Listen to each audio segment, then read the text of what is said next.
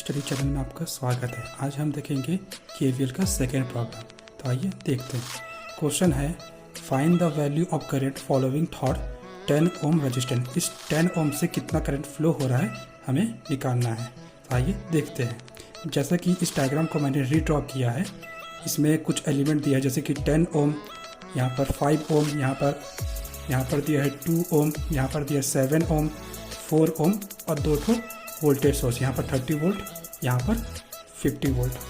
तो हम डब्बा नंबर 1 को पहले सॉल्व करेंगे, यानी मेश नंबर 1 को।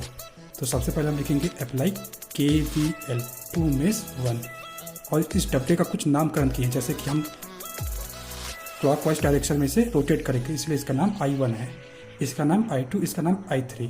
तो आइए इसे रोटेट करते हैं। सबसे पहले 5 हम लिखेंगे I1 माइनस I2। क्यों? क्योंकि जिस डब्बे को हम सॉल्व करें वो हमारा बड़ा होगा और जिसके साथ शेयर हो रहा है वो हमारा छोटा होगा। शेयर हो रहा है I2 के साथ, इसलिए 5 I1 माइनस I2 प्लस ये 10 आया, आपको यहाँ से 10 किसी के साथ शेयर कर नहीं रहा, इसलिए 10 I1 लिखेंगे। ये लिखा है 10 I1 इक्वल टू 30 क्या पॉजिटिव या नेगेटिव? पॉजिटिव। क्यों? क्योंकि करंट का डायरेक्शन क्लॉकवाइज हो रहा है। तो बड़ा डंडा मतलब प्लस, जो आखिरी का साइन होता है हम उसे लेना। तो आखिरी आपका बड़ा डंडा हो रहा था, बड़ा डंडा आपका पॉजिटिव, इसलिए पॉजिटिव में लिखेंगे 30। फिर 5 को इससे इंटू किए तो 5 I1 हुआ, माइनस 5 को फिर I2 के साथ इंटू करेंगे तो माइनस 5 I2 हुआ, प्लस 10 I1 सेम उतर जाएगा, इक्वल टू 30 सेम उतर जाएगा। अब इसको हम रीअरेंज करेंगे। रीअरेंज करने के बाद इसे हम ऐड करेंगे। देखिए I1 टर्म को पहले लिखना, तो I1 देखिए यहाँ एक I1 है, यहाँ एक I1, तो 10 प्लस 5 15 I1 माइनस 5 I2, ये सेम उतर जाएगा, इक्वल टू 30। इक्वेशन नंबर 1 हमारा आ गया। सेम उसी तरह हम मेश नंबर 2 को सॉल्व करेंगे, यानी डब्बा नंबर 2 को, इसको सॉल्व करना है। तो हम इसमें लिखेंगे apply KVL to mesh 2। 5 I2 minus I1 कहाँ से आया? 5 आया तो यहाँ से 5 I2 माइनस I1, बड़ा माइनस छोटा, क्योंकि ये शेयर कर रहा है इसीलिए। तो हम लिखेंगे 5 I2 minus I1 plus 2 I2। क्यों? क्योंकि ये 2 है, किसी के साथ शेयर नहीं कर रहा है, इसलिए 2 I2 लिखेंगे। ये लिखे 2 I2 plus 7 I2 minus I3, 7 I2 minus I3, बड़ा माइनस छोटा, इक्वल टू 0 हम क्यों लिखेंगे यहाँ पर? क्योंकि इसमें कोई वोल्टेज सोर्स नहीं दिया गया, इसलिए वहाँ पर 0 लिखेंगे। अगर वहाँ पर वोल्टेज सोर्स होता तो हम वहाँ पर उस वोल्टेज सोर्स का नंबर लिखते।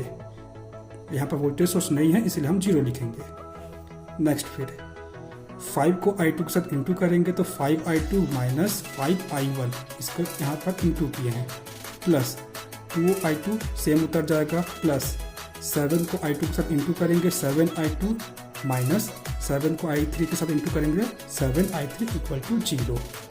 अब जितना इसमें I1 I2 एंड I3 जितना भी दिया है उसे हमें ऐड करना है अरेंज करके। तो आइए इसे अरेंज करते हैं, उसको ऐड करते हैं। अरेंज करने के लिए I1 देखिए टर्म कहाँ पर है, ये है I1, उसके बाद I1 और नहीं है, एक ही है, तो इसीलिए माइनस 5 I1 लिखेंगे। प्लस अब I2 टर्म कितना है? I2 टर्म है 5 है, उसके बाद 2 है, उसके बाद 7, तो टोटल 14 I2 हुआ, माइनस अब I3 का टर्म एक बार दिया है 7, तो इसलिए माइनस 7 I3 लिखेंगे इक्वल टू 0। ये आपका आ गया सेकेंड इक्वेशन। अगर मेरी वीडियो से आपका कॉन्सेप्ट क्लियर हो रहा है तो चैनल को लाइक एंड सब्सक्राइब करिए। आइए अब देखते हैं मेश नंबर 3, यानी डब्बा नंबर 3। सबसे पहले हम देखेंगे 7 से रोटेट करेंगे क्लॉकवाइज डायरेक्शन पे, तो 7 लिखेंगे 7 I3 माइनस I2। क्यों? क्योंकि हम जिसे सॉल्व कर रहे हैं वो हमारा बड़ा कहलाएगा और जिसके साथ शेयर हो रहा है वो हमारा छोटा कहलाएगा।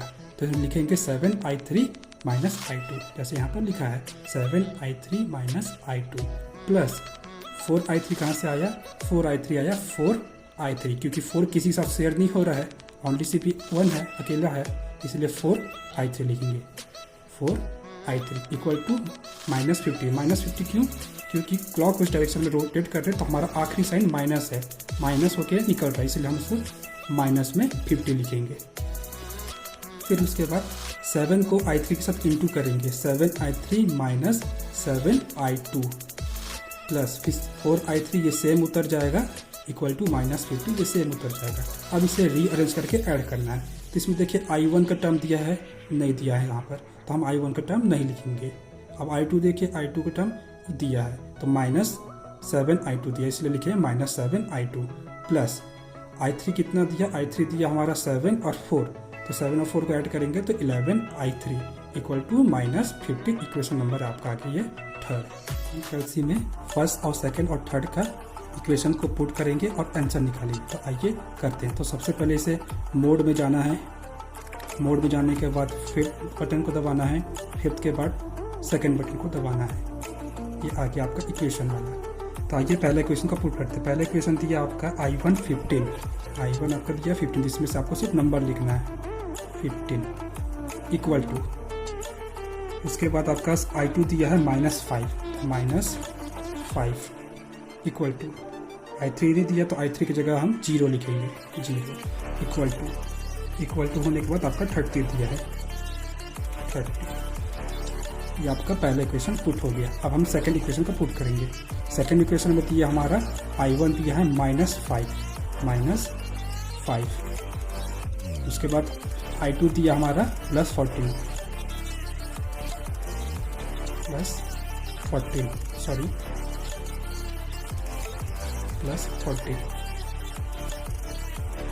इक्वल टू, अब उसके बाद दिया I3 हमारा -7 इक्वल टू 0। ये हमारा सेकंड इक्वेशन पुट हो गया।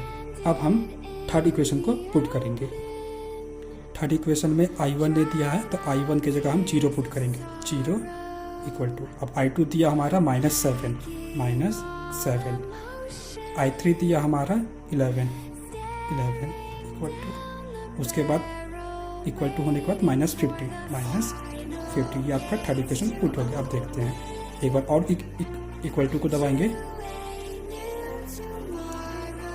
उसका SD बटन को दबाएंगे, ये आ गया आपका 1.07, ये आपका I1 आया।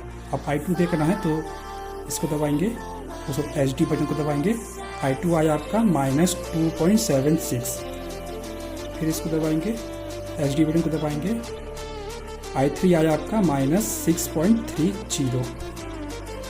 जैसा कि कैलसी में वैल्यू आया था I1, I2 एंड I3, हम उसे लिख दिए हैं 1.07 ओम, I2 लिखे -2.76 ओम, I3 लिखे -6.30 ओम। बट हमें अभी भी नहीं मालूम कि इस 10 ओम से कितना करंट फ्लो हो रहा है।